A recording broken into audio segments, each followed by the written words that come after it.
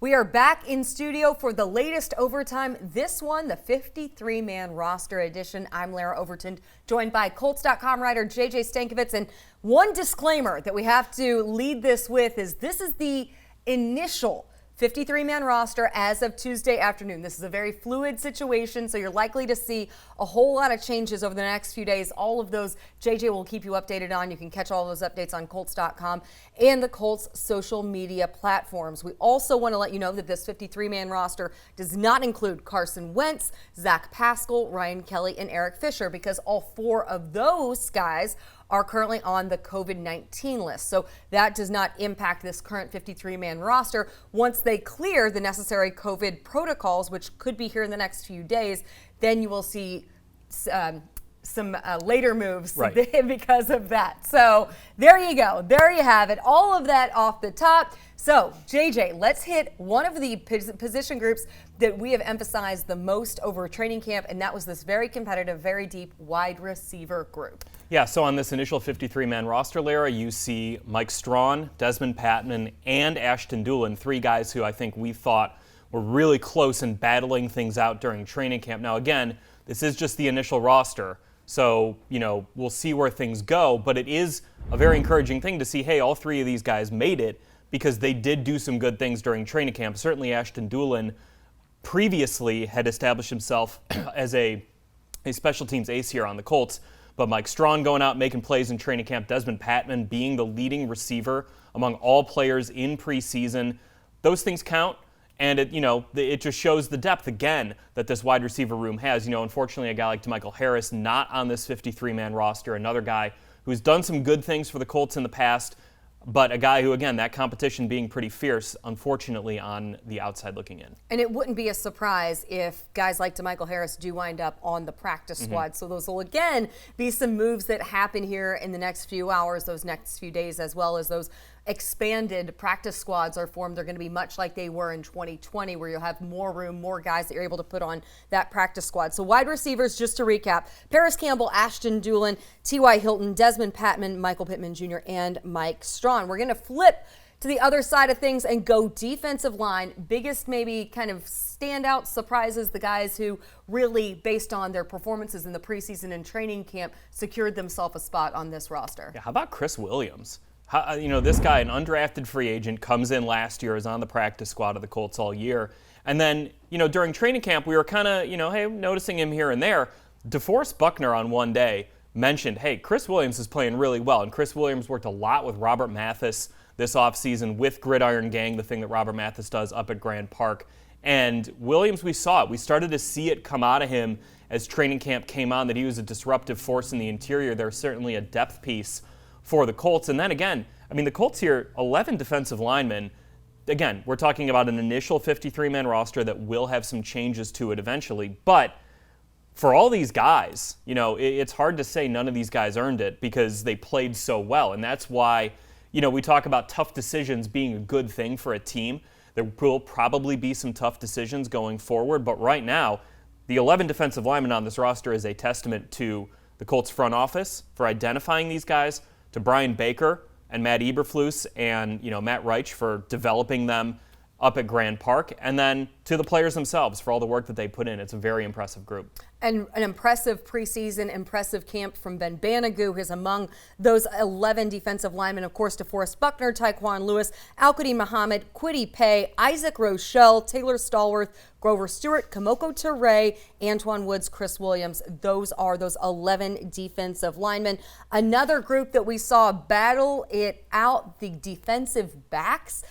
One of the things that came into play for this group was a few of the guys who have the versatility to play at multiple positions, and that's what we're seeing here in the 53-man roster. Yeah, Andre Sachere, another great story, a guy who really grounded out on the Colts practice squad last year, Lara, who has that positional versatility where Matt Eberflus talked about him early in camp. And, when the defensive coordinator talks about a guy who was on the practice squad last year early in camp, your ears kind of perk up a little bit, and you're like, oh, okay, what do we got here? And Sachere can play nickel, he can play outside corner, he can play safety.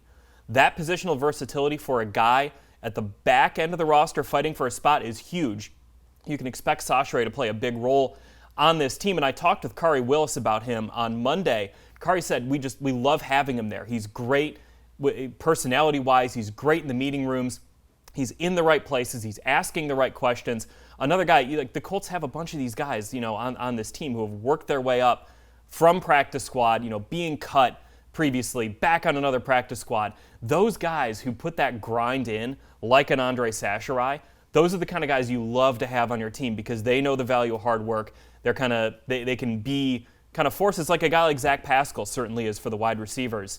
Those are the kind of guys you really like having on your team. And one thing that's important about Andre Sacherai as well is that as TJ Carey has had some time limited because of injury, he can come into that role. We saw how valuable TJ Carey was in 2020, being able to work in multiple different situations for this defense. So your 9 defensive backs as it stands: Julian Blackmon, TJ Carey, Andre Sacherai, Kenny Moore II, Xavier Rhodes, Isaiah Rodgers, Marvell Tell III, Rock Ya-Sin, Kari Willis, and George Odom. Working from there, let's go to the linebackers. I don't think many surprises really there when you look at that core unit. You carry over all of those guys from last season. Yeah, really deep group there, Lara. A guy like EJ Speed had a really good camp before he had that, got banged up with that injury. A lot of guys who can cover. I mean, you look at Darius Leonard, Bobby Okereke, and EJ Speed in there. You got guys who can cover the football. Did anyone have a better camp than Bobby Okereke? Boy, that's a good question. I think he had 4 interceptions in camp. He looks like a guy who's ready to take that next step in year 3, certainly next to Darius Leonard. And then how about Zaire Franklin? A guy who can go down, he can play downhill and really thump in the run game. He's a guy who, I remember I was talking to him about Grover Stewart, and he's just like, that's my best friend up there. You love, that makes his job easier. You can shoot gaps faster, and it all works together, right? And you love having a guy like Zaire Franklin in that defense who can go down and hit in the run game too. Everybody wants Grover to be their best friend, I think. So Me in that too. group, Me too. Absolutely, right? Matt Adams, Zaire Franklin, Jordan Glasgow, of course, Glasgow incredibly impactful on special teams. Darius Leonard, Bobby Okereke, EJ Speed, the 6 linebackers you have there. We're going to move to offensive line. Of course, this has been a big area of interest because we knew this offseason it was a priority to build some depth. You've seen a lot of guys get increased time over this past month with injuries to key guys like Ryan Kelly and Quenton Nelson, the time that they've missed. So looking at that group, who stands out to you? Well, I think Julian Davenport, when you look at it, it's not a surprise that he's on the roster right now. But going into camp, there certainly was a lot of competition there with Davenport, Sam Tevi, and Will Holden. Tevi goes on IR, Will Holden not part of this 53-man roster. But Davenport really started to get an edge in the latter half of camp, and he played very well at left tackle in both preseason 2 and preseason 3 against the Vikings and Lions. He's a guy the Colts do believe they can depend on if they need him in the regular season to go step in there at left tackle if Eric Fisher's not back. Or, additionally, he can now be your swing tackle. The Colts also did go out and trade for Matt Pryor from the Philadelphia Eagles. He has experience playing both guard and tackle. He's got 10 career starts there, former 6th-round pick out of TCU. And with Eric Fisher not only coming back off the Achilles injury, he also has the COVID issue. So a couple of things that he will need to clear prior to returning to even practice to determine whether or not he's ready for week 1 or when he is able to return to game action. So that offensive line, you mentioned Davenport, Will Fries, Mark Glowinski, Quenton Nelson, Danny Pinter, Matt Pryor, Chris Reed, Braden Smith. The tight ends, this was a fun group to watch over the course of camp as well. You have Mo Alley Cox, Jack Doyle, and Kylan Granson. The rookie there completes that trio that is a very packed, very talented, very versatile group of tight ends. Any surprises there? Anything that stands out to you based on especially what we saw from Kylan? Well, it's only 3 guys, Lara, but they can all do a lot in this offense. Granson has that versatility to be split out. He can play in line with his hand in the dirt if you need him. And he's a guy who should be a big part of this Colts offense going forward. And then certainly we know what Mo Alley Cox can do after last season, 31 catches, setting a career high there with 394 yards. And then Jack Doyle, obviously, everyone knows what Jack Doyle can do. We don't need to get into him. Not a surprise that he's on the roster. The one-handed catch from Jacob Eason that Doyle had in practice, like the 9-year vet, incredible. Yeah, but also, Jack Doyle's another guy, Lara. I was talking about you love having those guys who've kind of grounded out on practice squads. They've been cut. Jack Doyle started his career by getting cut by the Tennessee Titans, and now here he is entering his 9th year with the Indianapolis Colts. By the way, my fun fact about Jack Doyle, he leads all Indiana natives to play for the Colts in receptions, receiving yards, and games played. So players born in Indiana to play for the Indianapolis Colts, Jack Doyle, maybe the best one of all time.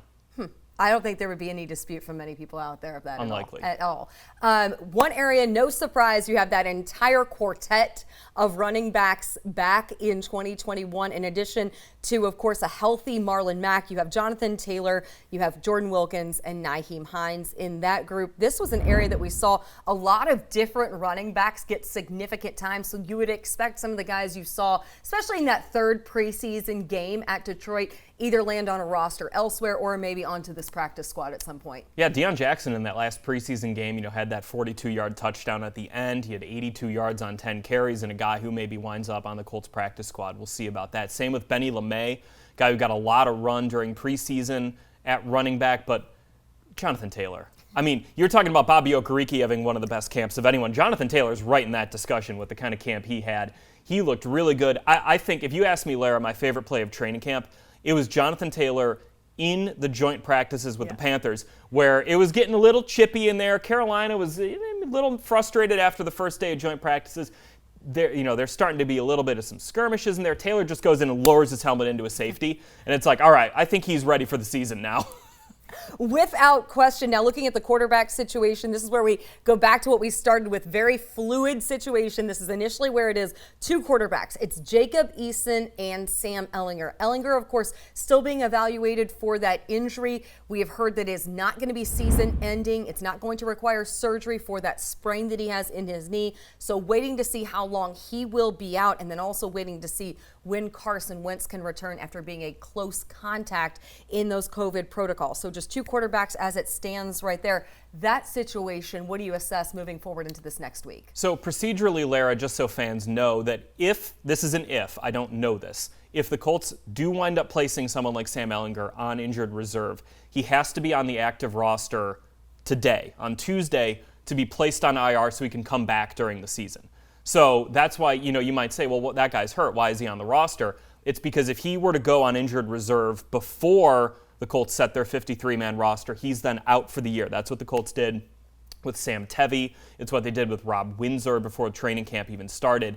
So that's why procedurally you see Sam Ehlinger on here. I don't know if he's going to go on injured reserve. You certainly hope not, because that would mean he would be back pretty quickly.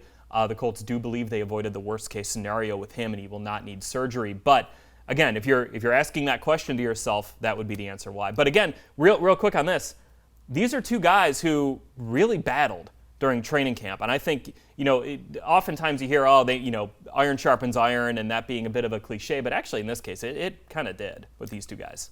So with those two quarterbacks, Eason and Ehlinger, we are now at 50.